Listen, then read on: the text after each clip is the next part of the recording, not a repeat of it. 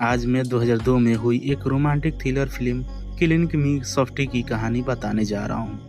Film की शुरुआत एक पहाड़ी इलाके से होती है जहाँ कई लोग हाइकिंग कर रहे होते हैं। तभी अचानक एक बड़ा हादसा हो जाता है जिसमें कई लोगों की जान चली जाती है। इसके बाद कहानी में हमें एलिस नाम की एक लड़की से मिलवा। एलिस एक आकर्षक लड़की है जो लंदन में एक अपने बॉयफ्रेंड के साथ रहे। दोनों की जिंदगी सामान्य तरीके से चल रही होती है। एक दिन एलिस ऑफिस जा रही होती है, तभी उसकी नजर एडम नाम के एक लड़के पर पड़ जाती है। एडम को देखते ही वो उसके बारे में सोचने लगती है। ऑफिस पहुंचने के बाद भी उसका ध्यान काम पे नहीं लग रहा होता है और बार बार उसका ख्याल एडम की तरफ जा रहा होता है।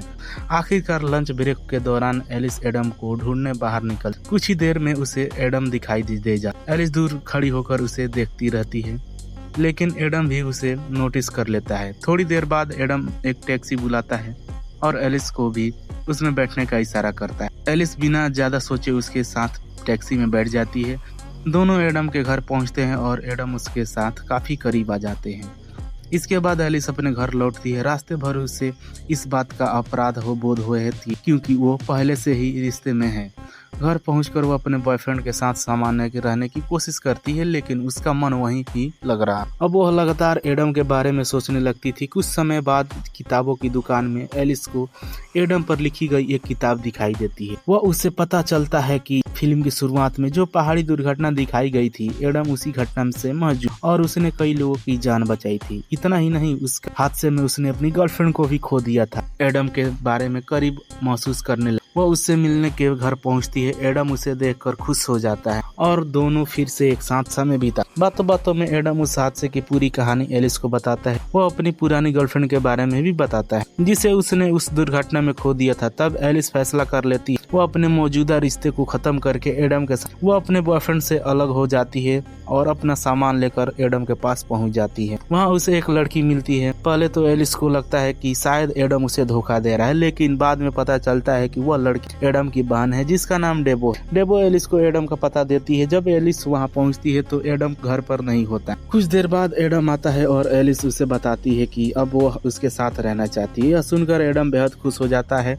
अगले दिन एलिस अपनी एक दोस्त से मिलती है। उसकी दोस्त उसे समझाती है कि शायद वो सिर्फ एडम के प्रति आकर्षित है, वह यह रिश्ता ज्यादा लंबे समय तक नहीं चलेगा। उसी दौरान एक चोर एलिस का बैग छीनकर भाग जाता है। तभी एडम वहां पहुंचता है और चोर को पकड़ लेता है। इसके बाद एडम अचानक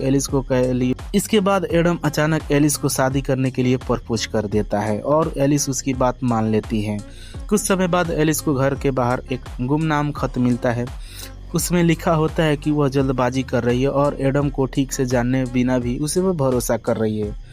एलिस यह खत एडम को दिखाती है, लेकिन एडम उसे नजरअंदाज करने के लिए कहता है। इसके बाद दोनों चर्च में शादी कर लेते हैं और हनीमून के लिए निकल जाते हैं। हनीमून के दौरान एडम एलिस को अपनी पसंदीदा जगह दिखाता है। इसी दौरान वह चुपके से एलिस की कुछ निजी तस्वीरें भी खींच लेता है और वह लौटने के बाद एलिस को एक और खत मिलता है जिसमें लिखा होता है कि एडम से शादी करना उसकी सबसे बड़ी गलती है। एलिस को शक होता है कि शायद यह खत उसके एक्स बॉयफ्रेंड ने भेजा होगा। एक दिन एडम उसे एक पार्टी में लेकर जाता है। वहाँ डेबो एलिस को खूबसूरत नेकलेस गिफ्ट करती है। कुछ समय बाद ऑफिस में एलिस को एक रिपोर्टर का फोन आता है। वह बताती है कि जब उसने एक एडम पर किताब लिखी थी, तब एक लड़की ने उसे फोन करके कहा था कि एडम ने उसके साथ जबरदस्ती करने की कोशिश की थी। यह सुनकर एलिस उस लड़की का पता लेकर उसे मिलने जाती है। लड़की बताती है कि वो एडम से अच्छे दोस्त थे, लेकिन एक रात एडम ने उसके साथ गलत व्यवहार करने की कोशिश की थी। अब एलिस के मन में एडम को लेकर शक और बढ़ने लगता है। एक दिन घर में उसे एक अलमारी में जिसमें कई पुराने खत रखे होते हैं, वह उसमें एक खत पढ़ती है जिसमें लिखा होता है कि एडम एक अजीब और परेशान करने वाला इंसान है और इसीलिए वह लड़की से दूर हो जा रही है। तभी एडम वहां आ जाता है और एलिस जल्दी से वह खत छुपा देती है। अब एडम को भी महसूस होने लगता है कि एलिस उसे कुछ छिपा रही है। एक दिन जब एडम घर से बाहर जाता है, तब एलिस उस खत में लिखे पते पर पहुंचती है। वहाँ उसकी मुलाकात तब उस लड़की की माँ से होती है। वो बताती है कि उसकी बेटी कई महीनों से घर वापस नहीं आई है। फिर वह अपनी बेटी की तस्वीर दिखाती है।